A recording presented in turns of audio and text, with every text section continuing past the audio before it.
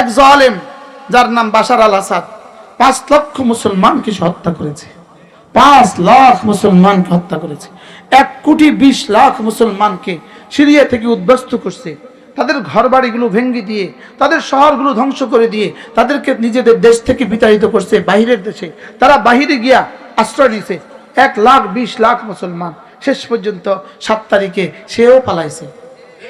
এজন্য আমি বলি 2024 সালে প্রথম উইকেট পড়ছে বাংলাদেশে, দ্বিতীয় উইকেট পড়ছে সিরিয়া, 3 নম্বর উইকেট পড়বে ইনশাআল্লাহ ইসরায়েলে, 4র্থ নম্বর উইকেট পড়বে ভারতে। বলেন ইনশাআল্লাহ, বলেন ইনশাআল্লাহ।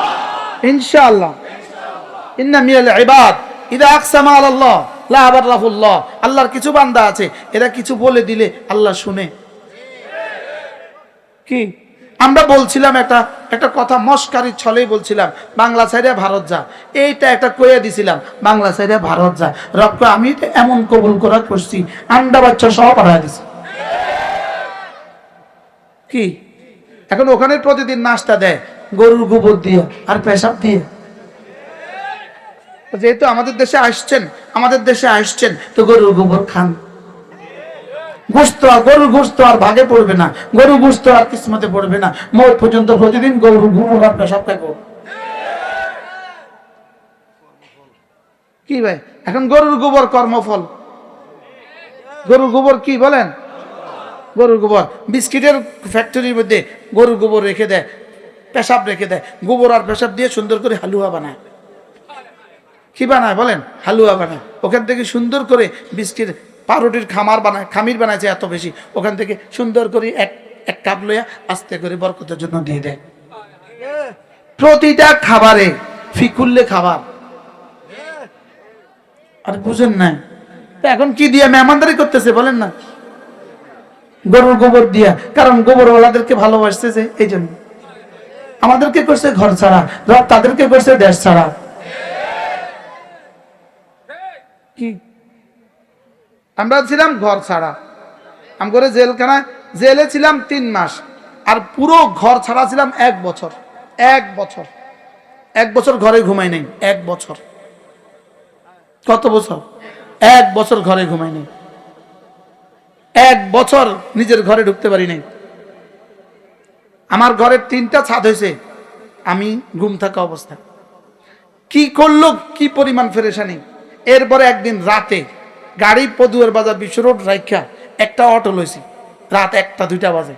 অটো নিয়ে আস্তে করে রাতের অন্ধকারে গেছি বাড়ির যাইয়া ছাদে উঠছি। এই ছাদটা দেখা আল্লাহর কাছে দোয়া করিয়া আবার ওখান থেকেই চলে গেছি। বিয়ে বাচ্চা কেউ জানে না, কেউ জানে না, ওখান থেকে আবার চলে গেছি। কি আমাদেরকে করেছে ঘর ছাড়া, রব করেছে দেশ ছাড়া। কি পরিমাণ মিলছে। আমাদেরকে করছে কি ছাড়া বলেন, আর রব করেছে কি ছাড়া। কি লিগা? কামা তাদিন তুদান, যেমন কর্ম তেমন ফল। As you sow so you reap. যেমন কর্ম তেমন ফল, যেমনটি করেছ তেমনটি পেয়েছ। কি আমাদের স্লোগান দেন না, আমাদেরকে করছে কি ছাড়া, আর তারা হয়েছে কি ছাড়া। কি পরিমাণ দেশ ছাড়া হয়েছে, শেষে আর দুপুরবেলার ভাত আর খাওয়ার সুযোগ হয় না। অল্প সময় আমি আপনাদের সামনে আমার পঠিত আয়াতে কারিমাগুলোর আলোকে 2-4টা কথা আরজ করব ইনশাআল্লাহ। এই সূরাটার নাম, আমার পঠিত আয়াতে কারিমা, এই সূরাটার নাম হলো সূরাতুল ওয়াকিয়া। এই সূরাটার কি নাম বলেন? সূরাতুল ওয়াকিয়া। এই সূরা থেকে আমি কয়েকখানা আয়াতে কারিমা আপনাদের সামনে তেলাওয়াত করেছি। অল্প সময় আমি আয়াতের আলোকে আপনাদের সামনে 2-4টা কথা আরজ করব ইনশাআল্লাহ। রাসূল করিম সাল্লাল্লাহু তাআলা আলাইহি ওয়াসাল্লামের একজন বিশিষ্ট সাহাবী, ইনি ছিলেন এই উম্মতের মধ্যে সবচেয়ে বড় ফকিহ। এই উম্মতের সবচেয়ে বড় ফকিহ সাহাবীর নাম হলো আব্দুল্লাহ ইবনু আব্বাস। কি নাম? আব্দুল্লাহ ইবনু মাসউদ। কি নাম? আর এই উম্মতের সবচেয়ে বড় মুফাসসিরের নাম ছিল আব্দুল্লাহ ইবনু আব্বাস রাদিয়াল্লাহু আনহু। আর সবচেয়ে বড় ফকিহ তার নাম কি ছিল? হযরতে আব্দুল্লাহ ইবনু মাসউদ রাদিয়াল্লাহু তাআলা। ইনি অসুস্থ হয়েছেন। হযরত ওসমান রাদিয়াল্লাহু তাআলা আনহুর খেলাফতের জামানা হযরত ওসমান ছিলেন তখন আমিরুল মুমিনিন। হযরত ওসমান তাকে দেখতে গেলেন শেষ মুহূর্তে। স্বাভাবিকভাবে আমরা রোগী দেখতে গেলে জিজ্ঞেস করি, আপনার কি অসুখ? বলি না, আপনি কেমন আছেন, আপনি কেমন আছেন বলি না? তো তার তো অসুখ। হযরত আব্দুল্লাহ ইবনে মাসউদ রাদিয়াল্লাহু তাআলা হযরত ওসমান জিজ্ঞেস করলেন, হযরত আপনার কি অসুখ, আপনার কি অসুখ? তিনি জবাবে বললেন, ওসমান, আমার কোনো অসুখ নেই, আমার একটা অসুখ আছে, যুনুবি, আমার গুনাহ হলো আমার অসুখ। কি হয়? এই উম্মতের মধ্যে সবচেয়ে বড় ফকিহ সাহাবী, আবার এই উম্মতের জিনিস যে ছিল সবচেয়ে বড় দুশমন, এই উম্মতের সবচেয়ে বড় দুশমন যিনি, যে তার নাম আবু জাহাল। আর আবু জাহালকে যে তার মাথাকে দ্বিখণ্ডিত করেছে, তার নাম আব্দুল্লাহ ইবনে মাসউদ। সুবহানাল্লাহ। আরেকটা কথাও ফাঁকে বোঝা গেছে, যিনি যত বড় মুহাদ্দিস হবেন তিনি তত বড় মুজাহিদ হবেন। সুবহানাল্লাহ বলে। যিনি যত বড় ফকিহ হবেন তিনি তত বড় মুজাহিদ হবেন। এটাও ফাঁকে বোঝা গেল। এই উম্মতের সবচেয়ে বড় ফকিহ আর উম্মতের সবচেয়ে বড় দুশমনকে হত্যা করে। সুবহানাল্লাহ। হযরত আব্দুল্লাহ ইবনে মাসউদ রাদিয়াল্লাহু তাআলা আনহু তিনি অসুস্থ। হযরত ওসমান জিজ্ঞেস করলেন, কি অসুখ? উত্তরে কি বললেন? আমার গুনাহ আমার অসুখ। বলেন, আমার গুনাহই আমার সমস্যা আর আমার ইস্তেগফার আমার সমস্যার সমাধান। গুনাহ হলো সমস্যার কারণ, বলেন, আর সমাধান কি? ইস্তেগফার হলো সমস্যার সমাধান। এজন্য ব্যক্তিগত গুনাহ ব্যক্তিগত সমস্যার কারণ, সামাজিক গুনাহ সামাজিক সমস্যার কারণ, রাষ্ট্রীয় গুনাহ রাষ্ট্রীয় সমস্যার কারণ। বুঝে আসছে কথা? কি বলছি বলেন? আমাদের গুনাহ আমাদের সমস্যার কারণ, বলেন, সমস্যার কারণ কি? গুনাহ। গুনাহ গুনাহ হলো সমস্যার কারণ, আর সমাধান কি? ইস্তেগফার হলো সমস্যার কি? সমাধান। তো জাতীয় গুনাহর সমাধান জাতীয় ইস্তেগফার। বুঝেন নাই কথা? সামাজিক গুনাহর সমাধান, বলেন, সামাজিক ইস্তেগফার। সামগ্রিক গুনাহর সমাধান সামগ্রিক ইস্তেগফার। সামষ্টিক গুনাহর সমাধান সামষ্টিক ইস্তেগফার। এজন্য গুনাহই সমস্ত সমস্যার কারণ, বলেন। পৃথিবীতে সবচেয়ে বড় গুনাহ হলো শিরিক। পৃথিবীতে সবচেয়ে বড় গুনাহ কি বলেন? শিরিক হলো সবচেয়ে বড় গুনাহ। তাহলে বোঝা গেছে পৃথিবীতে সমস্যার সবচেয়ে বড় কারণ শিরিক। পৃথিবীতে সমস্যার সবচেয়ে বড় কারণ কি বলেন? শিরিক পৃথিবীতে সবচেয়ে বড় সমস্যার কারণ। আজকের দুনিয়াতে সবচেয়ে বড় সমস্যা শিরিক। সবচেয়ে বড় সমস্যা কি বলেন? শিরিক হলো সবচেয়ে বড় সমস্যা। তাহলে শিরিকই হলো সমস্যার কারণ। এরপরে নামাজ ছেড়ে দেওয়া। শিরিকের পরে সবচেয়ে বড় গুনাহ হলো নামাজ ছেড়ে দেওয়া, আর নামাজ ছেড়ে দেওয়া হলো শিরিকের পরে সবচেয়ে বড় গুনাহ। বলেন, কি বলছি বলেন? শিরিকের পরে সবচেয়ে বড় গুনাহ কি? নামাজ ছেড়ে দেওয়া। সেজদা ছেড়ে দেওয়া শিরিকের পরে সবচেয়ে বড় গুনাহ। ইবলিস শুধু এক সেজদা ছাড়ছে, ইবলিস শুধু এক সেজদা ছাড়ছে, তাও আল্লাহকে সেজদা নয়, আদম আসলামকে সেজদা। আল্লাহকে সেজদা না, আদমকে সেজদা। আদমকে সেজদা।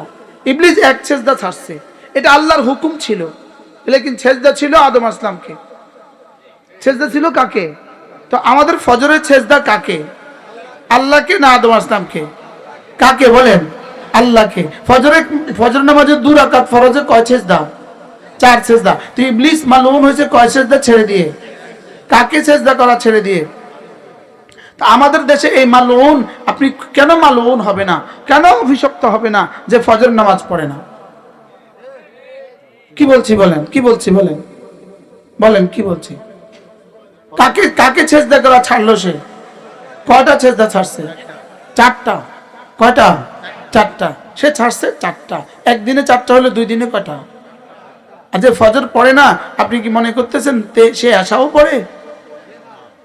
কি ভাই, এশা ধোকা দেয়া সহজ, এশার নামাজ ধোকা দেয়া খুব সহজ। বাজারে মানুষ মনে করে বাড়িতে গিয়ে পড়বে, বাড়িওয়ালারা মনে করে বাজারে পড়ে আসছে। মাগরিবে ধোঁকা দেওয়া সহজ না, এজন্য মাগরিবের জামাতে কিছু মানুষ বেশি হবে।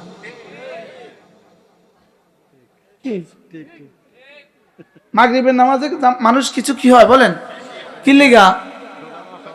এটা ধোঁকা দেওয়া সহজ না, কারণ দোকানদার মনে করে বেনামাজি, মাগরিবের নামাজটা গেল না, তখন তো আর এটা বলার সুযোগ নেই, বাড়িতে গিয়ে পড়বে। কিন্তু আসার সময় কি মনে করে, সব কিছু না থাক, বাড়িতে গিয়ে পড়বে। আর বাড়িওয়ালা মনে করে অসুবিধা নেই, বাজার থেকে বুঝে আইছে। কি এই জন্য আল্লাহর নবী বলেন যে আশার নামাজ আর ফজরের নামাজের জিম্মাদারি আদায় করবা, যাও কথা দিলাম, যাও কথা দিলাম, তুমি যেন সারা রাত নামাজে দাঁড়িয়ে থাকলে। বাহ বাহ বাহ। ডিউটি আধা ঘন্টা, পুরস্কার 12 ঘন্টা। ডিউটি কয় ঘন্টা, পুরস্কার কয় ঘন্টা? বাস রাসূল বলেন আয়েশার নামাজ, আপনারাও বসেন, আপনারাও বসেন। হ্যাঁ এখানে জি, ওরা চলে যায়, যাও যাও যাও যাও, চলে যাও, চলে যাও, হ্যাঁ চলে যাও, আসেন আপনি আসেন। কি বলছি, ডিউটি আধা ঘন্টা, পুরস্কার কত ঘন্টা? পুরস্কার 12 ঘন্টা। মজাটা কেমন? হ্যাঁ 11.5 ঘন্টা বোনাস। বাহ, মজার বিষয় হলো, মজার বিষয়। আল্লামা ইবনুল কাইয়িম আল জাওজি আলাইহিস রাহমাহ বলেন, নামাজের ভিতরকার একটা মুহূর্ত, একটা সেকেন্ডের দাম নামাজের বাইরের 70,000 বছরের চেয়েও শ্রেষ্ঠ। কি শুনলেন জীবনে? বলেন নামাজের ভিতরকার 1 সেকেন্ড, বলেন নামাজের ভিতরে বাহিরের 70,000 বছরের চেয়েও শ্রেষ্ঠ। কি বুঝলেন? রমজানের দিনে রাতের 1 মুহূর্ত, বলেন 1 সেকেন্ড, 1 সেকেন্ড গায়রুল রমাদানের 70 বছরের চেয়েও শ্রেষ্ঠ। গায়রুল রমাদানের 70 বছরের চেয়েও শ্রেষ্ঠ। রব আমাকে কি দিতে চাচ্ছেন? এত শর্ট দিয়ে এত বড়টা দিলেন কেন? এত সংক্ষিপ্ত ইবাদত দিয়া এত বড় নেকি দিলেন কেন? শুধু এই জন্য তোমাকে দিলাম জীবনে 70 বছর, জান্নাতের মাসালা 70,000 কোটি বছর। তোমাকে দিলাম জীবনে 70 বছর, সামনের মাসালা রয়ে গেছে 70 কোটি কোটি বছর। কোন ইনসাফ?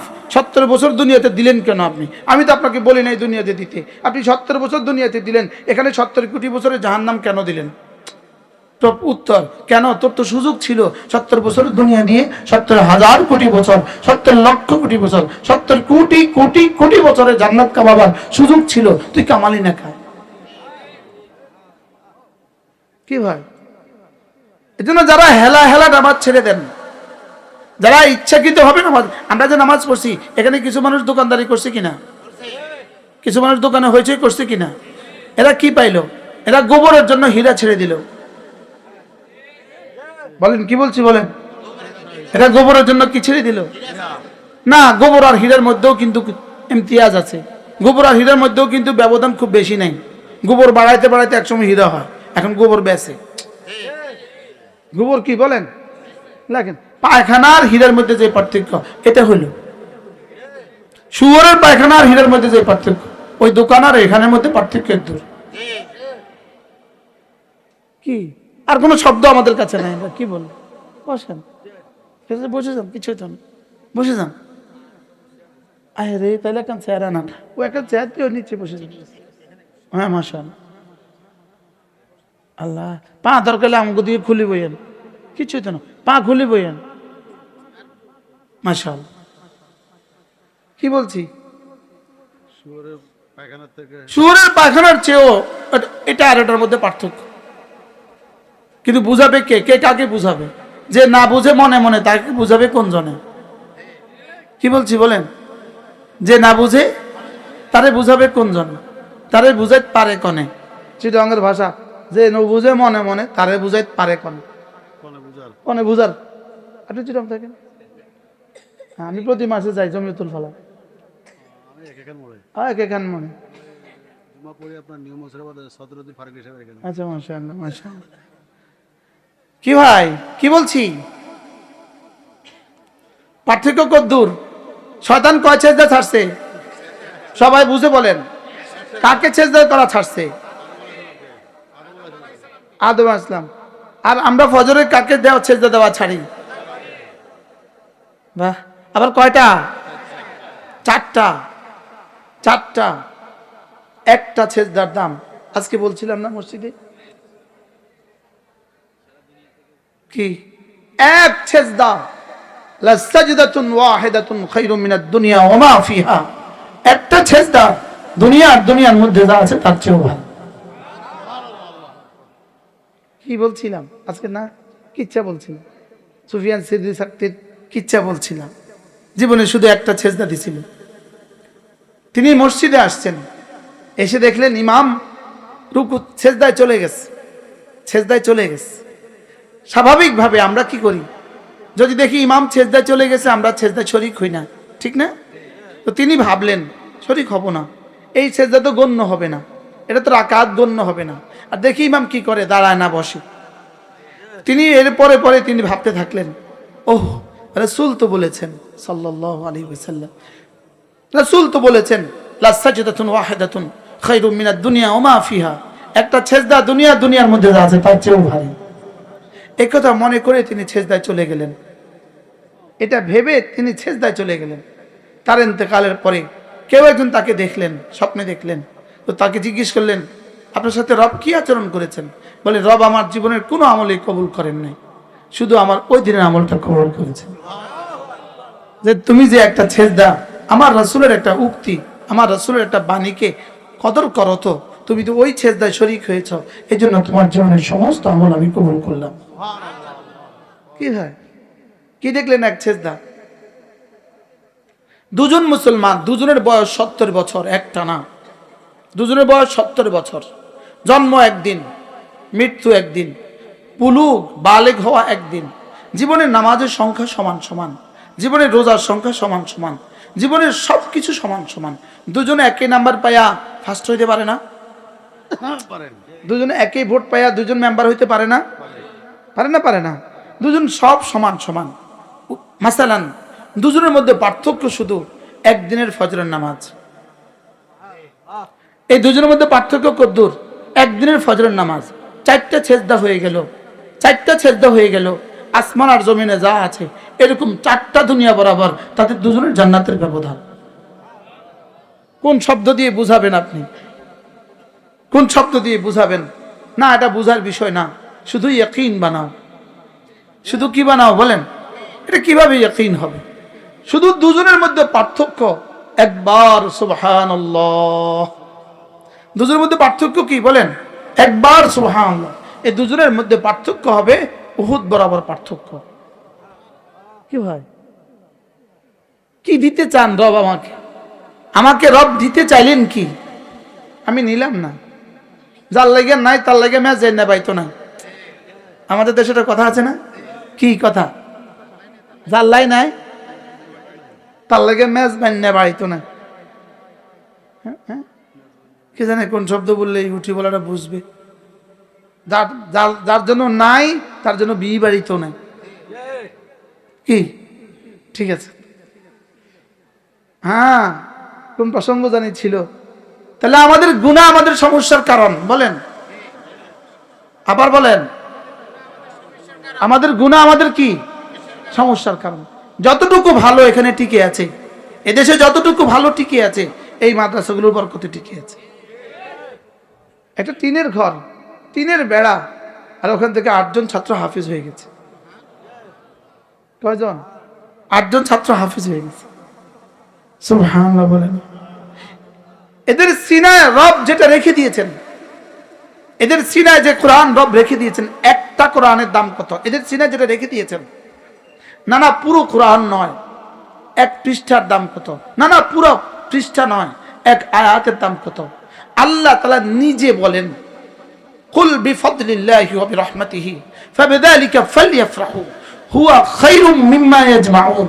আল্লাহ তাআলা বলেন, শোনো, এদের সিনায় আমি যে কোরআন রেখে দিয়েছি, এটা না সারা পৃথিবীতে যত মানুষ ছিল, যত মানুষ আছে, যত মানুষ আসবে, সকলে মিলে যদি সম্পদ জমা করে যে পরিমাণ হবে, এদের সিনায় যে কোরআন রেখে দিয়েছি তার এক পৃষ্ঠার দাম তার চেয়ে শ্রেষ্ঠ।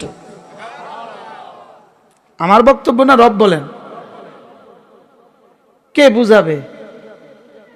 আপনি ভাবছেন আপনার ছেলে কোরআন শরীফ পড়লে কি হবে, কোরআন শরীফ পড়লে কি হবে, ছেলে মেয়েটাকে কোরআন শরীফ পড়াই না। ও এটা রেখে দিয়েছেন। একটু আগে আমরা যেখানে মাগরিব বাদ যেখানে বয়ান করছি, তানজানিয়ার একজন কারি আসছে, কারি ঈদি, আজকে সে 1 ঘন্টা 10 মিনিট তেলাওয়াত করবে, 2 লাখ টাকা, 2 লাখ। তারে ওজন দিলে যে পরিমাণ টাকা, তার 1 মাসের টাকা তার চেয়ে বেশি। সুবহানাল্লাহ বলেন।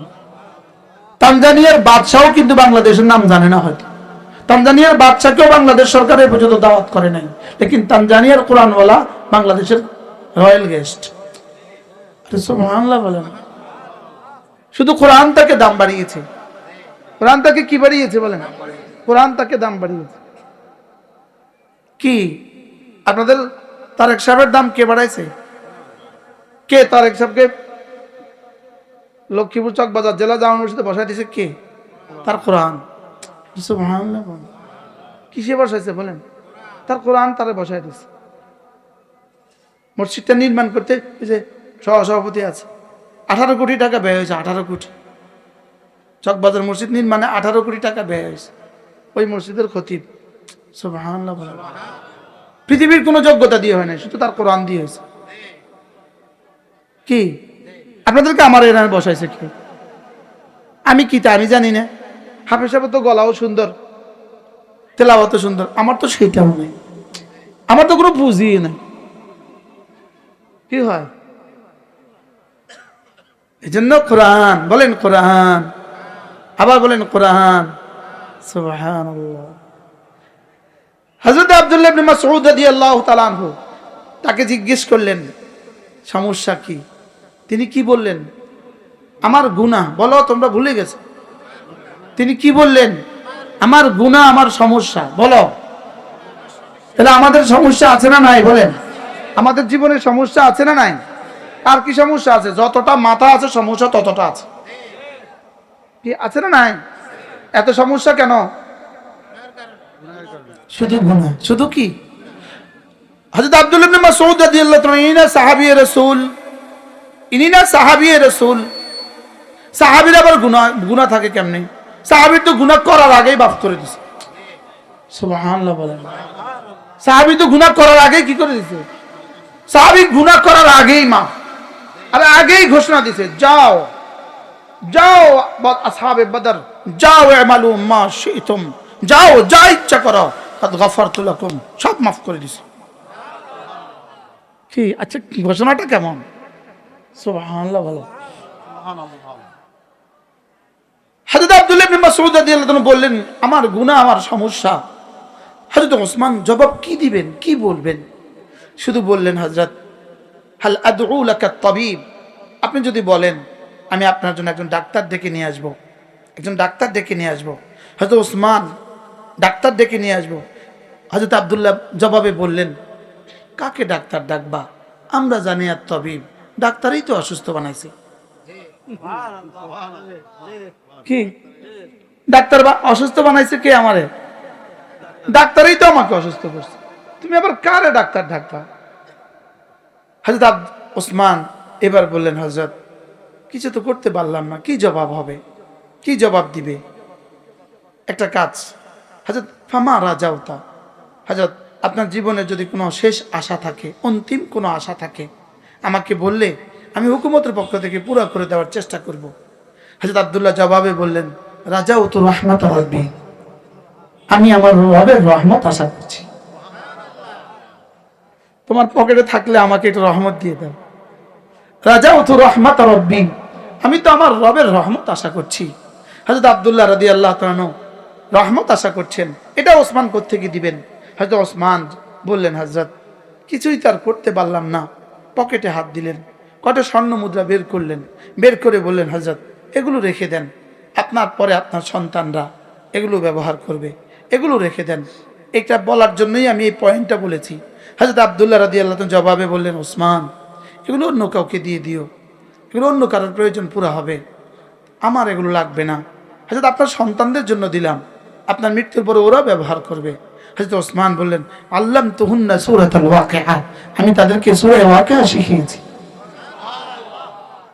এই প্রসঙ্গ বলার জন্যই আমি লম্বা ঘটনা বললাম। আমি তাদেরকে আল্লামতুহুন্না সূরাতুল ওয়াকিআ, আমি তাদেরকে সূরা ওয়াকিআ শিখিয়েছি। আর ওসমান, তুমি কি জানো না, আমা আলিমতা, তুমি কি জানো না, রাসূল বলেছেন সাল্লাল্লাহু আলাইহি ওয়াসাল্লাম, রাসূল করিম সাল্লাল্লাহু তাআলা আলাইহি ওয়াসাল্লাম ইরশাদ করেন, মান ক্বারাআ সূরাতুল ওয়াকিআ ফি কুল্লি লাইলা, যে সূরাতুল ওয়াকিআ প্রতি রাতে তেলাওয়াত করবে, লাম তুসিবহু ফাকাতুন আবাদা, দারিদ্রতা তাকে জীবনে কখনো পাবে না। এজন্য দারিদ্রতা তাকে জীবনে কখনো পাবে না। আমাদের পকেটে মাল নাই, লেকিন আমরা দারিদ্র না। সুবহানাল্লাহ বলবেন না? কি বলছি বলেন? আমাদের পকেটে টাকা নাই, লেকিন আমরা গরিব না। আমাদের পকেটে টাকা নাই, লেকিন আমরা কি না বলেন? আমরা গরিব না। গরিব তো সে যার কিছু নাই। আমাদের পকেটে টাকা নাই, লেকিন আমাদের সব আছে। সুবহানাল্লাহ বলে আমাদের কি আছে বলেন? এজন্য মুসলিম শরীফের হাদিস, মান লাম ইয়াতাগান্না বিল কুরআন ফালাইসা মিন্না, যে কোরআন দিয়ে নিজেকে ধনী মনে করে না, সে আমার উম্মতের অন্তর্ভুক্ত না। এজন্য নাউজুবিল্লাহ, এজন্য আমরাই পৃথিবীতে এক জাতি যারা কোরআনে কারীমের খেদমত করি, কোরআনের ঘরে, কোরআনের মাদ্রাসায় পড়াই, মসজিদে খেদমত করি। আমরাই দুনিয়াতে এক জাতি। আমাদের কোনো ব্যাংকে সিসি লোন নাই। সুবহানাল্লাহ বলে আমাদের কোনো ব্যাংকে কি নাই? আমাদের সিসি লোন নাই। আর কি কি নাই? কোনো কিস্তি নাই। বলে না আমাদের কি নাই বলেন? আমাদের কিস্তি নাই। আর বাংলাদেশের যত দল এসে কিস্তি দেয়, যারা এসে কিস্তি দেয়, ইমাম সাহেবকে এসে কেউ তাশকিলও করে না। আর বুঝেন নাই কথা? আমাদেরকে কেউ কি করে না বলেন? আমাদেরকে কেউ কিস্তি দেওয়ার লাগে চাও খাওয়ায় না। বাস্তব না বাস্তব বলেন? ওরা বুঝে এদের কিস্তি লাগে না। ওরা বুঝে এদের কি হাকিমুল উম্মত মুজাদ্দিদ মিল্লাত আশরাফ না আল্লাহ মারকাদা, তাকে কেউ একজন বললেন, হযরত क्या बात है, वो मौलवी लोग जर नहीं रखते। কি কথা, এই মৌলবীদের কাছে পয়সা থাকে না কেন? তিনি বলেন, মৌলবী জর नहीं रखते, खालिक के जर रखते हैं। মৌলবীদের পকেটে তো মাল থাকে না, লেকিন কলিজায় মালের মালিক আছে। কি আছে বলেন? কলিজায় রবের মালের কি আছে? মালের মালিক আছে। আমাদের কলিজায় মালের মালিক আছে। সুবহানাল্লাহ। এজন্য দুনিয়ার ব্যাপারে আল্লাহ তাআলা সিদ্ধান্ত, দুনিয়ার ব্যাপারে আল্লাহ তাআলা সিদ্ধান্ত। ধরো দুনিয়া, যে দুনিয়া দুনিয়া বলবা, তার ব্যাপারে আল্লাহ সিদ্ধান্ত। ধরো কিছু কিছু, ধরো কিছু কিছু। আর আখিরাতের ব্যাপারে আল্লাহ সিদ্ধান্ত, যে বলবে আখিরাত আখিরাত, রব্বে করিম তাকে বলবেন ধরো সব কিছু। কি হয়? এজন্য দুনিয়াওয়ালাদেরকে কি দেয় বলেন? কিছু কিছু। তাও আবার যত বেশি হোক কিছু কিছু, তাও আবার ভেগে যেতে হয় 16 বছর পরে হলেও। জি আসতে বলেন, কি আসতে বলেন? এখনো কি ডর আছে আপনাদের? কি এখনো ডর লাগে? বহুত ডরাইছে, আর কত ডরাইতাম। কি ইনশাআল্লাহ আর ডরাবো না। আরে বলেন ইনশাআল্লাহ, ইনশাআল্লাহ। কি বলছি বলেন? কি কোন কথা প্রসঙ্গ ছিল? দুনিয়া কদ্দুর দিবে। আবার বলেন কি? এক জালেম যার নাম বাশার আল আসাদ 5 লক্ষ মুসলমানকে হত্যা করেছে। 5 লাখ মুসলমানকে হত্যা করেছে। 1,20,00,000 মুসলমানকে সিরিয়া থেকে উদ্বাস্তু করছে। তাদের ঘরবাড়িগুলো ভেঙে দিয়ে, তাদের শহরগুলো ধ্বংস করে দিয়ে, তাদেরকে নিজেদের দেশ থেকে বিতাড়িত করছে বাহিরের দেশে। তারা বাহিরে গিয়া আশ্রয় নিছে। 1,20,00,000 মুসলমান। শেষ পর্যন্ত 7 তারিখে সেও পালাইছে। এজন্য আমি বলি 2024 সালে প্রথম উইকেট পড়ছে বাংলাদেশে, দ্বিতীয় উইকেট পড়ছে সিরিয়া, 3 নম্বর উইকেট পড়বে ইনশাআল্লাহ ইসরায়েলে, 4র্থ নম্বর উইকেট পড়বে ভারতে। বলেন ইনশাআল্লাহ, বলেন ইনশাআল্লাহ, ইনশাআল্লাহ। ইন্না মিনাল ইবাদ ইযা আকসামা আলাল্লাহ লা আবারাহুল্লাহ। আল্লাহর কিছু বান্দা আছে, এরা কিছু বলে দিলে আল্লাহ শুনে। কি আমরা বলছিলাম একটা কথা মস্কারির ছলেই বলছিলাম, বাংলা সাইডে ভারত যা, এইটা একটা কইয়া দিছিলাম, বাংলা সাইডে ভারত যা। রব আমি এটা এমন কবুল করা করছি, আন্ডা বাচ্চা সহ পাঠায় দিছি। কি এখন ওখানে প্রতিদিন নাস্তা দেয় গরুর গোবর দিয়ে আর পেশাব দিয়ে। যেহেতু আমাদের দেশে আসছেন তো গরুর গোবর খান। গরুর গোশত আর ভাগে পড়বে না, গরুর গোশত আর কিসমতে পড়বে না, মৌত পর্যন্ত প্রতিদিন গরুর গোবর আর পেশাব খাবো। কি ভাই, এখন গরুর গোবর কর্মফল। গরুর গোবর কি বলেন? গরুর গোবর বিস্কিটের ফ্যাক্টরির মধ্যে গরুর গোবর রেখে দেয়, পেশাব রেখে দেয়, গোবর আর পেশাব দিয়ে সুন্দর করে হালুয়া বানায়।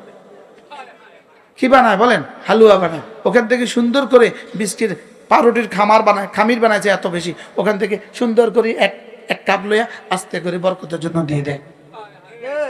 প্রতিটা খাবারে ফিকুল্লে খাবার।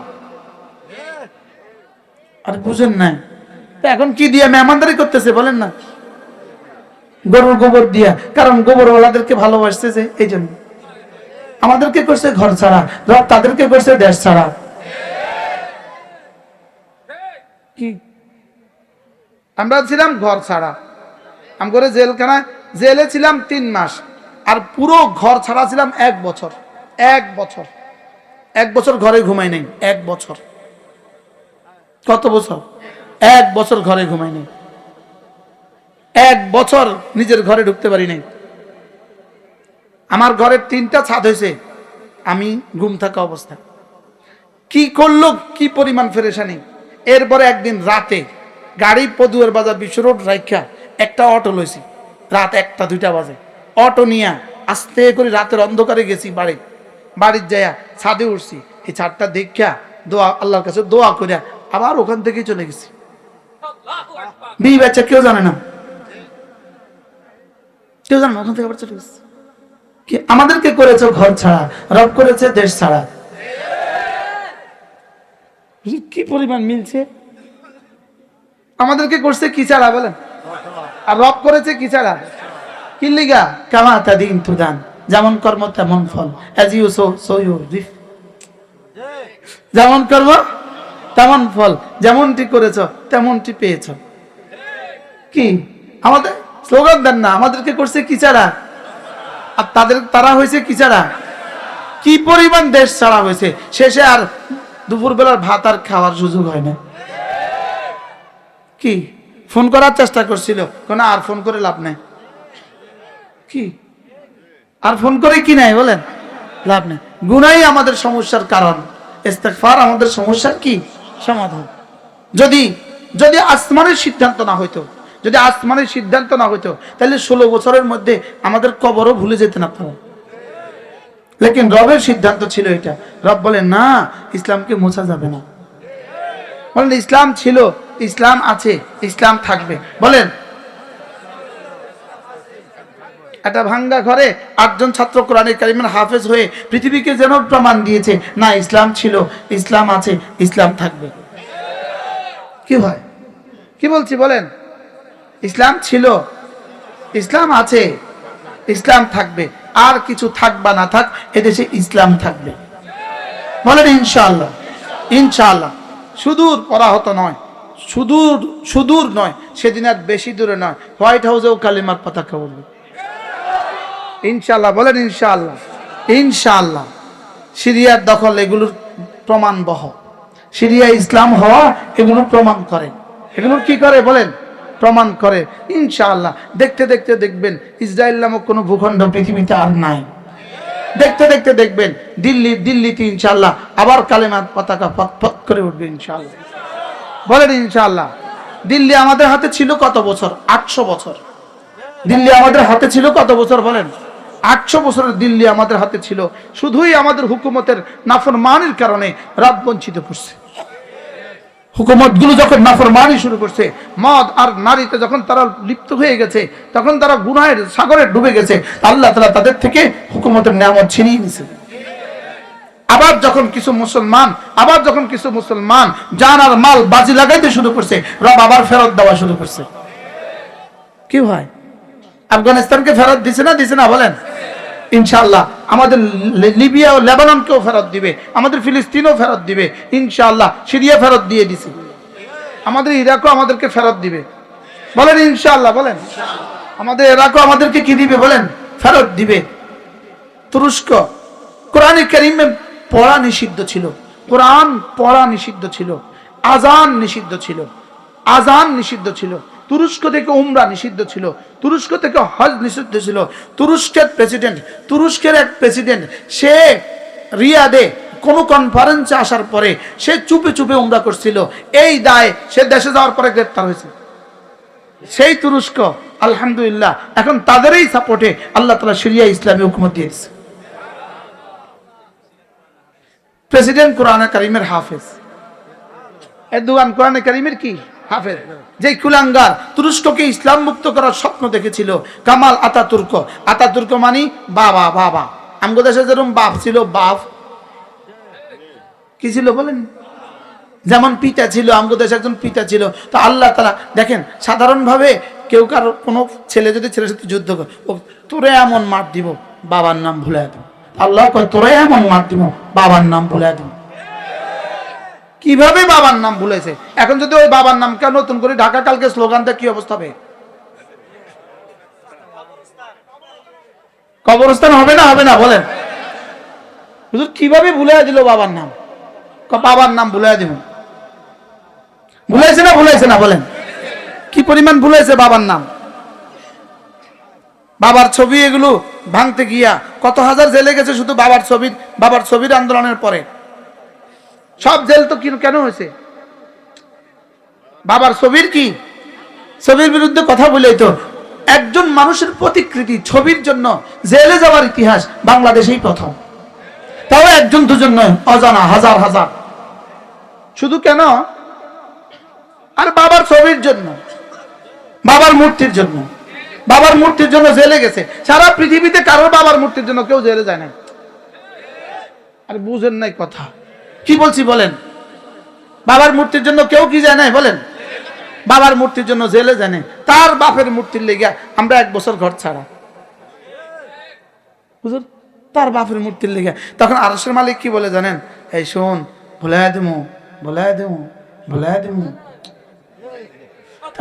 আমি কইতাম আল্লাহ কবে কবে কবে? তো আল্লাহ কইতো আর কি, কিন্তু আমরা তো ওই জবান তো আমাদের নাই। আল্লাহ কইতো 5ই আগস্ট, 5ই আগস্ট, 5ই আগস্ট। আমাদের কে ওই জবান আছে শুনতাম কি? আমাদের কিছু আমরা শুধু শুনতাম অমাহিলহুম কালিলা, অল্প কটা দিন ছাড় দাও, অল্প কটা দিন ছাড় দাও। তো আমি কইতাম আল্লাহ আর ক বছর, আর ক বছর? আল্লাহ ক বছর? আল্লাহ কা ফালা তাস্তাজিলু, তুই জলদি করিস না, আতা আমরুল্লাহ, আমার সিদ্ধান্ত আসবেই আসবে। কি ভাই, বাংলাদেশে একটা ডায়ালগ, তিনি ছাড় দেন ছেড়ে দেন না, এটা প্রথম ডায়ালগ আমি দিছিলাম। এখন এটা আমাদের ইয়ারাও কয়, তত্ত্বাবধায়করা কয়, উপদেষ্টারাও কয়, তিনি ছাড় দেন ছেড়ে দেন না। বলেন তিনি কি দেন বলেন? তিনি ছাড় দেন ছেড়ে দেন না। মূলত আমি একটা বইতে পড়ছি, আমি একটা বইতে পড়ছি। আমেরিকার একটা পপ তারকা, সে গান গাইতো। এক গানে তার $10 লাখ ছিল তার বকশিস। লক্ষ লক্ষ মানুষ, 10 লাখ মানুষ তার সামনে গান শুনত, পপ তারকা। তো সে একটা গান গাইয়া বসছে রেস্ট নিতে, আর একটা বিড়ি ধরাইছে, সিগারেট ধরাইছে। তো সিগারেট ধরাইয়া ধোঁয়া, হাজার হাজার মানুষ করতালে দিতেছে, তাকে থ্যাংক ইউ দিতেছে। সে একটা ধোঁয়া ধরাইয়া এভাবে বলল, গড তোমাকে দিলাম উপহার। নাউজুবিল্লাহ বলেন। ধোঁয়া কোথায় দিছে?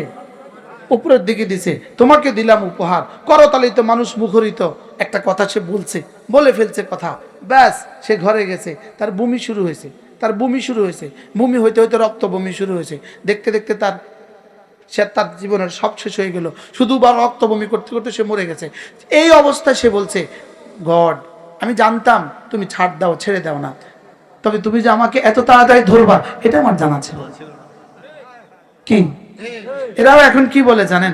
রব জানতাম তুমি ধরবা, এত তাড়াতাড়ি যে ধরবা এটা জানা ছিল না। আমরা ভাবছিলাম 41 সালের পরে ধরবা,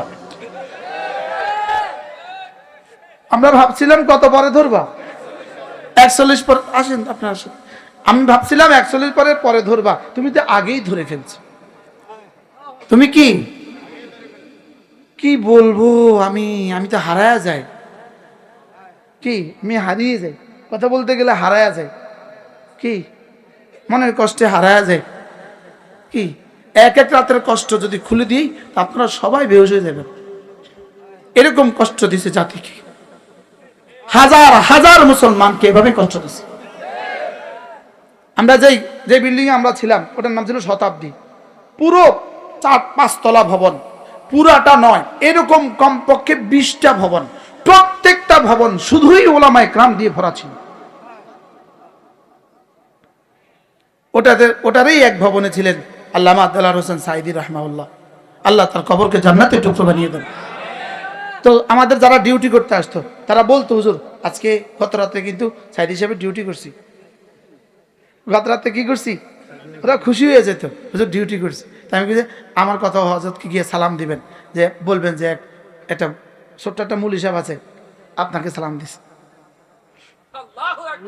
কি হয়? হ্যাঁ, এরকম হাজার হাজার হাজার হাজার ছিল। যাকে জিজ্ঞেস করতাম কেন আসছেন, সে বলতো জানি না, কি লেগে আনছে, আমি কি লেগে গেছি আমি জানি না। পরে যখন মামলা তুললো, যখন মামলা দিল, মামলার বিষয় মামলা হলো সাভার ফুলবাড়িয়া বাস স্ট্যান্ডে হামলার পরিকল্পনাকারী আমি।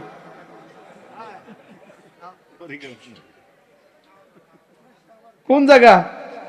সাভার, ওটা আরেকটা। ফুলবাড়িয়া বাস স্ট্যান্ডে কেউ একজন হামলা করছে আর কি, হুদা হামলা কোনদিন করে না, ওটার পরিকল্পনাকারী। বুঝেন নাই? কালকে না পরশু একজন একটা কিচ্ছা বলছে, হুজুর এক ব্যস্ত ডাক্তারের কাছে রুগী লাইন ধরছে, তো রুগী লিখতে লিখতে তো একজনের প্রেসক্রিপশনের মধ্যে লিখে দিছে 200 ব্যাগ সিমেন্ট। কি লিখে দিছে? এখন রুগী সুন্দর মতো গিয়ে দোকানে গিয়া বলে ওষুধ দেন, তো ডাক্তার রুগী ওই দোকানদারে পড়তেছে 200 ব্যাগ সিমেন্ট। হ্যাঁ, তো বুঝে ধরে না এই প্রেসক্রিপশনের মধ্যে এটা কি লিখলো, কি লিখছে কর 200 ব্যাগ সিমেন্ট। তো সুন্দর করে আইসে আবার আসে, ডাক্তার সাহেব তো কি লিখছেন একটু বুঝে না, ওই বেটা বুঝতেছে না কি লিখছেন, বুঝাই দেন। সরি, বাড়ির ছাদ ঢালাইয়ের কাজ চলে, টেনশনে ছিল। কি এই জন্য সিমেন্টের দোকানে যে অর্ডার দিতাম এটা তোমারও দিয়ে দিছে। কি ভাই, কি পরিমাণ মাথা খারাপ ছিল বলেন, মামলা কি লিখতো। কি ভাই, এমন এক দেশে আমরা বাস করছিলাম, যদি বলতো পদুয়ার বাজার বিশ্ব রোড একটা তাল গাছ ছিল, ওই তাল গাছ থেকে একটা হাতি নামছে, হাতি নামার পরে এই হুজুরে ওই হাতিটাকে একটা গুতা দিছে, এই জন্য মামলা। বুঝুন না কথা, এটা কোনো অসম্ভব ছিল না। কি থেকে তাল গাছ, কি থেকে হাতি নামছে, এটাও তো এদেশে সম্ভব। তাল গাছ থেকে হাতি নামে, এই হাতির হুজুরে গুতা দিছে, এই জন্য এত দ্বারায় মামলা। ইনশাআল্লাহ এগুলোর দিন শেষ, বলেন ইনশাআল্লাহ, বলেন ইনশাআল্লাহ। আগামী ইতিহাস কোরআনের ইতিহাস, আগামী ইতিহাস মুসলমানদের ইতিহাস, বলেন ইনশাআল্লাহ, বলেন ইনশাআল্লাহ। আল্লাহ আমাদেরকে তৌফিক দান করেন। কথা দূর চলে গেছে, বলেন জাতীয় গুনাহ জাতীয় সমস্যার কারণ, ব্যক্তিগত গুনাহ ব্যক্তির সমস্যার কারণ, সামাজিক গুনাহ সামাজিক সমস্যার কারণ, জাতীয় গুনাহ। এজন্য জাতীয় সমস্যার সমাধান কি? ইস্তেগফার। ইস্তেগফার কাকে বলে? ইস্তেগফারের প্রথম তরজমা হলো যেই গুনাহগুলো হয়ে গেছে সমূলে ছেড়ে দেওয়া। বলেন, যেই গুনাহগুলো হয়ে গেছে সমূলে কি করা? সমূলে ছেড়ে দেওয়া। ইস্তেগফারের দ্বিতীয় তরজমা আর কখনো করব না বলে ওয়াদা করা, আর কখনো করব না বলে কি করা? ওয়াদা করা। প্রথম শব্দে ফিরে যাই, তাহলে নামাজ ছেড়ে দেওয়া। শিরকের পরে সবচেয়ে বড় গুনাহ কি? আবার বলেন, যারা পড়েন তারা বলবেন না। শিরকের পরে সবচেয়ে বড় গুনাহ কি?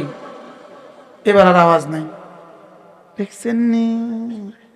মনে বাজ বুঝে কোনটা কইয়া কোন বিপদ কে জানে। বলে ইস্তেগফারের পরে শিরকের পরে সবচেয়ে বড় গুনাহ কি? তো আদম আলাইহিস সালাম নিষিদ্ধটা খেয়ে ফেলেছেন, আদম আলাইহিস সালাম নিষিদ্ধটা খেয়ে ফেলেছেন ইজতিহাদান, আর শয়তান আদেশটা ছেড়ে দিয়েছে। আদেশ ছেড়ে দেওয়া নিষিদ্ধ করার চেয়ে জঘন্য অপরাধ, এজন্য শয়তান আদেশ ছেড়ে দিয়েছে। হযরত আদম আলাইহিস সালাম নিষিদ্ধ বস্তু কি খেয়ে ফেলেছেন। মানুষ নিষিদ্ধটা করে কেন? নিষিদ্ধটা করে মানুষ কোনো প্রয়োজনে, লেকিন আদেশ ছেড়ে দেয় কেন? আদেশ ছেড়ে দেয় অহংকার বশত। আমি কি সংক্ষেপে বুঝাইতে পারছি? এটা আদ-দা ওয়াদ দাওয়া একটা কিতাব আছে, আদ-দা ওয়াদ দাওয়া, এর মধ্যে লিখছে আল্লামা ইবনুল কাইয়িম আল জাওজিয়্যি আলাইহিস রহমান। এটা যদি কখনো সুযোগ হয় এই পয়েন্ট আমি আপনাদেরকে বুঝাতে 2 ঘন্টা লাগবে। আদেশ ছেড়ে দেওয়া, বলেন আদেশ ছেড়ে দেওয়া, আর নিষিদ্ধটা করে ফেলা। নিষিদ্ধ করার চেয়ে, নিষিদ্ধ করলে গুনাহ হয় না? হয় না? নিষিদ্ধটা করলে গুনাহ হয় না? হয় না? আদেশ ছেড়ে দিলে গুনাহ হয় না? হয় না? প্রশ্ন, আদেশ ছেড়ে দিলে গুনাহ বেশি হয় না নিষিদ্ধটা করলে গুনাহ বেশি হয়? উত্তর, আদেশ ছেড়ে দিলে যে নিষিদ্ধটা করলে যে পরিমাণ গুনাহ হয় তার থেকে কোটি গুণে বেশি গুনাহ হয় আদেশ ছেড়ে দিলে। তাহলে ফজর নামাজ আদেশ না নিষেধ? জোহর, আসর, মাগরিব, এশা। এজন্য কেউ আমার এই পয়েন্ট না বুঝলে আপনি বয়ান করবেন না। আপনি এই পয়েন্ট দিয়ে বয়ান করলে আপনার চাকরি চলে যাওয়ার সম্ভাবনা আছে। আলহামদুলিল্লাহ আমারটা যাইতো না। আমারটা কি? আমারটা যাইতো না। বহুত ইমামের চাকরিতে সমস্যা হয়েছে আমার এই পয়েন্ট বয়ান করে। আমি কি আপনি না বুঝলে কইলেন খা? হাজার জেনার চেয়ে একবার ফজর নামাজ ছেড়ে দেওয়া আল্লাহ তাআলার কাছে জঘন্য অপরাধ। নাউজুবিল্লাহ বলেন না কেন? আমি বুঝাইতে পারছি আপনাকে, কিন্তু আপনি এটা বুঝাইতে পারবেন না মানুষকে। তখন আপনার সভাপতি আপনার সাথে যুদ্ধ লেগে যাবে, বুঝেন না? আপনার সভাপতি আপনার লোকের যুদ্ধ লাগে। সভাপতি না মাঝে মাঝে ফজর নামাজ ছাড়ি দেয়, হ্যাঁ আমার লোকের যুদ্ধ লাগে যাবে। কি তাক কইলেন আপনি? কইব না বলেন? মানুষ গুনাহ করে কখন? গুনাহ করে শাহওয়াতের বুনিয়াদে, গুনাহ করে নফসের বুনিয়াদে। আর মানুষ নামাজ ছেড়ে দেয় কখন? শুধুই অহংকারের কারণে। নামাজ ছেড়ে দেওয়ার পেছনে কোনো কারণ আছে? হ্যাঁ, আদ-দাওয়াত দাওয়ার মধ্যে এটা 18টা ওযু দিয়ে এই কথাটাকে প্রমাণ করছে।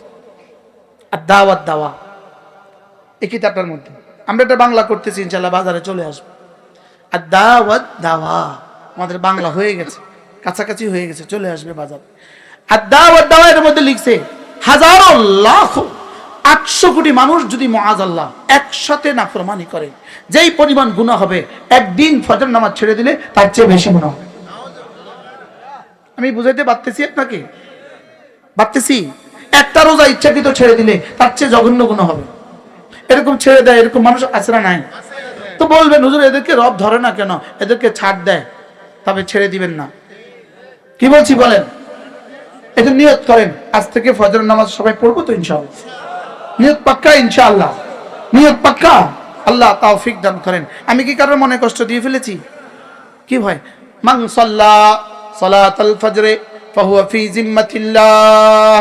আল্লাহর নবী বলেন কোন মানুষ যদি ফজর নামাজ নিশ্চিত করে, ফজর নামাজ নিশ্চিত করে, আল্লাহ রাসূল বলেন, আল্লাহ তাআলা বলেন যাও কথা দিলাম ওর জিম্মাদার আমি। কি? আল্লাহ তাআলা তার কি? রাওয়াহুল বুখারী ওয়া মুসলিম, বুখারী ও মুসলিম মুত্তাফাকুন আলাইহি হাদিস। এরপরে রাসূল বলেন রাকাতা সালাতুল ফজরে খায়রুম মিনাদ দুনিয়া ওয়া মা ফিহা। ফজরের 2 রাকাত নামাজ দুনিয়ার মধ্যে যা আছে তার চেয়েও ভারী। সুবহানাল্লাহ। আচ্ছা আর কি অফার দিত? আর কি অফার দিত? মুরব্বিনী কইতেছে আর কি অফার দিত? সুবহানাল্লাহ। আর কি অফার দিলে পড়তেন? পড়বো তো ইনশাআল্লাহ। জওয়ানদার নিশ্চিত করো, বলো ইনশাআল্লাহ, বলো। আল্লাহ আমাকে তৌফিক দান করেন। আমার কথা দূর চলে গেছে।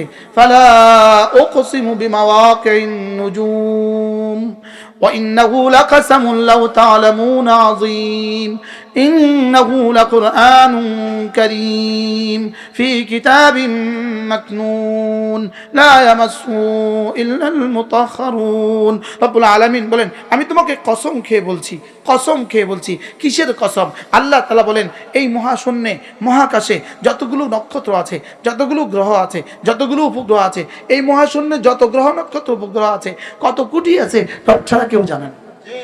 রব ছাড়া কেউ কি জানে না। যতগুলো আছে প্রত্যেকটার জন্য প্রতিদিন একটা উদয়ের জায়গা আছে, একটা অস্তের জায়গা আছে। তাহলে প্রত্যেকটার জন্য একটা উদয়ের জায়গা, একটা অস্তের জায়গা। এবার বলেন তো গ্রহ উপগ্রহ নক্ষত্র কত? কত কোটি? প্রত্যেকটার সাথে আহ্নিক গতির চক্রে আবর্তিত, প্রত্যেকটার সাথে উদয়ের জায়গা অস্তের জায়গা 365। সুবহানাল্লাহ বলেন। উদয়ের জায়গা 365 যোগ অস্তের জায়গা 365 ইকুয়াল টু 600 700 730 700 কি? এবার বলেন আল্লাহ তাআলা বলেন ফালা উকসিমু বিমাওয়াকিন নুজুম। সারা দুনিয়াতে যতগুলো গ্রহ নক্ষত্র আছে, এই মহাশূন্যে যতগুলো গ্রহ নক্ষত্র আছে সবগুলোর উদয়ের জায়গা 365, অস্তের জায়গা 365। এই 730টা কসম, একটার জন্য 730টার কসম খেয়ে আমি বলছি। এবার এই কসমটা কত বড়? কত সংখ্যক?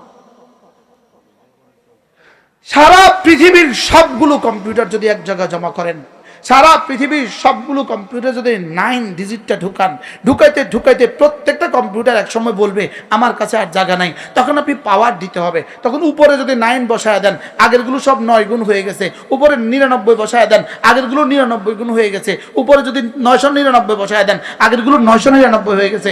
এভাবে পাওয়ার দিতে দিতে এক সময় বলবে আমার কাছে আর পাওয়ারও নাই। এক সময় বললো আমার কাছে কি নাই, পাওয়ারও জায়গা নাই। একটা কম্পিউটারের 9 যদি এভাবে ঢুকান, তাহলে কত সংখ্যক হবে? পড়া যাবে? পড়া যাবে না। আমি আমাদের একজনের, বাংলাদেশের এই যারা ভেগে গেছে, এরকম একজনের টাকার হিসাব দিছিল, টাকার হিসাব। তো আমি আমার মোবাইলে ঢুকাইছি, আর আমার মোবাইলে তোমার কাছে এত টাকা লেখার জায়গা নাই। কি রে? আচ্ছা, এরা ইন্ডিয়াও বাড়ি বানাইছে, দুবাইও বাড়ি বানাইছে, সিঙ্গাপুরও বাড়ি বানাইছে, অস্ট্রেলিয়াও বানাইছে, কানাডাও বানাইছে, আমেরিকাও বানাইছে, দুবাইও বানাইছে, মালয়েশিয়াও বানাইছে, লন্ডনেও বানাইছে। প্রশ্ন, এত বাড়ি কেন বানাইলো? উত্তর, যেদিন ভাগবে, যে দেশে ভিসা সুযোগ পায় এ দেশে ভাগবো।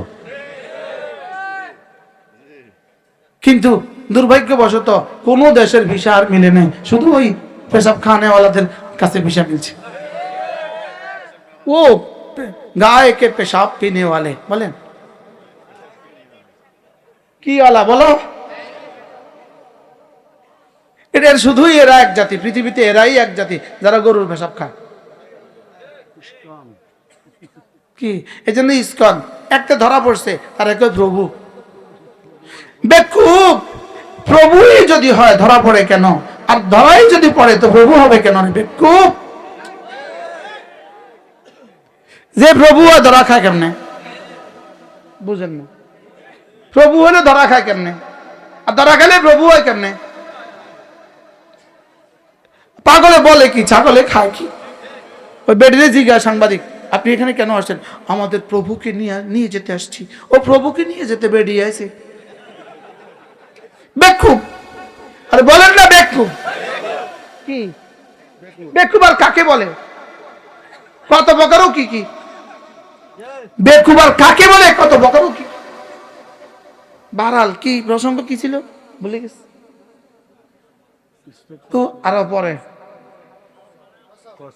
কসম। ওহ, কসমের সংখ্যা ওই বেটার টাকার কথা মনে হয়েছে আর কি, বুঝেন না? শুধু একজনের টাকা যদি বাংলাদেশে ফেরত আনা যায়, একজনের টাকা, পুরো 18 কোটি মানুষ প্রত্যেককে 1 কোটি টাকা করে দিলে আরো টাকা বাঁচতে থাকবে। আরে বুঝেন না কথা? একদিনের টাকা, একজনের টাকা যদি ফেরত আনে, পুরো 18 কোটি মানুষের প্রত্যেকের উপর হজ ফরজ হবে। বুঝেন না? প্রত্যেকের উপরে কি ফরজ হয়ে যাব? হজ ফরজ হয়ে যাবে। আহ বাহ, ডাকাত ডাকাত বলেন, ডাকাত আবার বলেন, ডাকাত আদর করে না, ডাকাত আসতে কইতেছেন, ডাকাত ডাকাত আরো যেরকম বলেন, ডাকাত ডাকাত।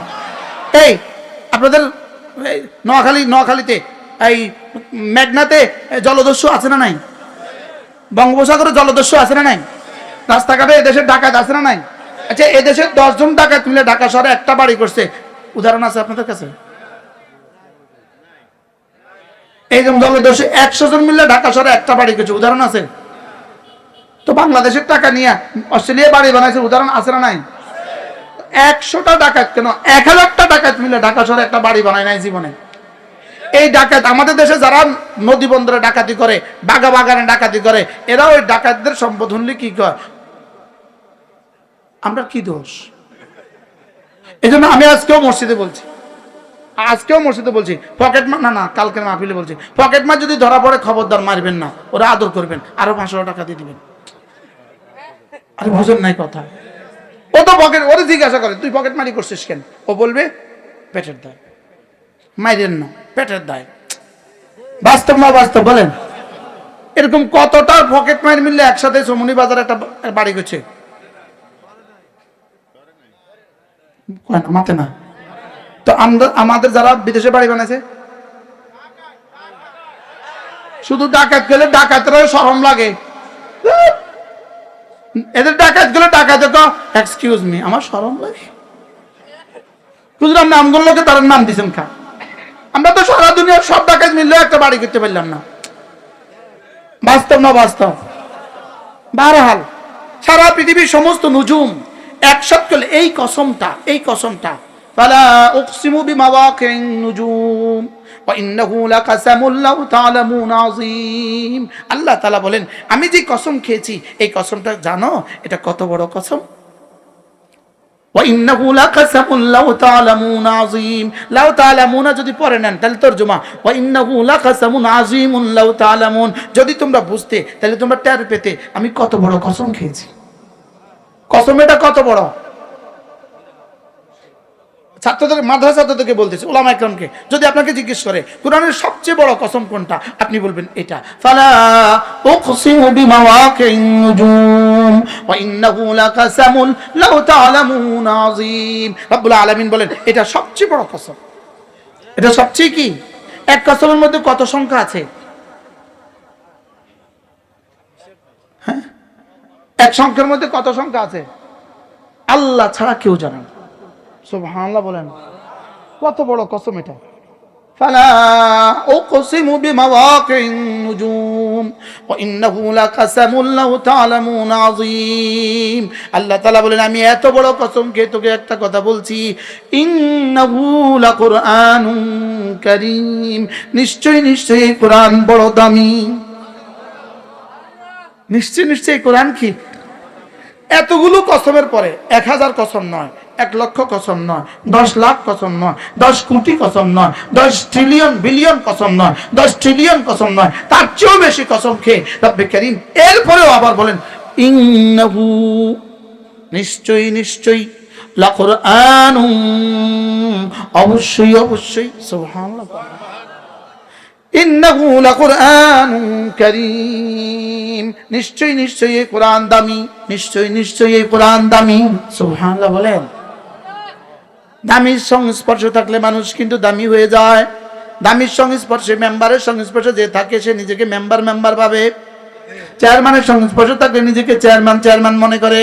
এমপি সাহেবের সংস্পর্শে নিজেকে এমপি ভাবে। মন্ত্রীর সাথে সংস্পর্শে নিজেকে মন্ত্রী মনে হয়। উফ আল্লাহ। এবার রব্বুল আলামিন বলেন আমি কারীম, আমার কোরআন কারীম, এই কোরআনের সাথে যার সম্পর্ক হবে সেও আমার কাছে দামি হয়ে যাবা। সেও কি হয়ে যাবা?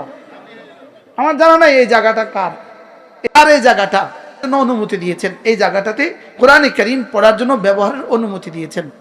কোরআনে কারীম পড়ার জন্য ব্যবহার কি দিয়েছেন?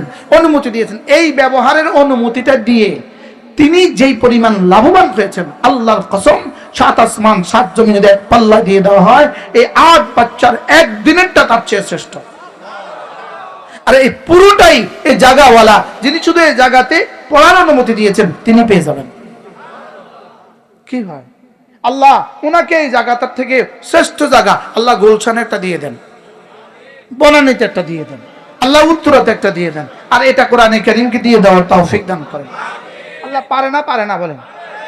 হ্যাঁ, পারে না। আল্লাহ তাআলা যেন সহজ করেন, ওনাকে কবুল করেন। এই ভাঙ্গা এক ঘরে 8 জন ছাত্র হাফেজ হয়ে গেছে। আপনাদের কাছে এটা ভাঙ্গা মনে হচ্ছে, রব্বে কারীমের কাছে হোয়াইট হাউসের চেয়ে দাম বেশি। রব্বে কারীমের কাছে হোয়াইট হাউসের চেয়ে কি বেশি? আর যদি এই কথা আপনার বিশ্বাস না হয় তা আপনি ঈমান ধরাইতে হবে। আপনাকে কি করতে হবে? আপনাকে ঈমান ধরাইতে হবে। আল্লাহ যেন এখানে একটা জায়গার ব্যবস্থা করে দেয়। আল্লাহ তাআলা যেন এই মাদ্রাসার সমস্ত প্রয়োজন পুরা করে দেয়। আল্লাহ আমরা কোরআনে কারীমের সাথে জুড়বো তো ইনশাআল্লাহ? কোরআনে কারীমের সাথে জুড়বেন তো ইনশাআল্লাহ? আল্লাহ তৌফিক দান করেন।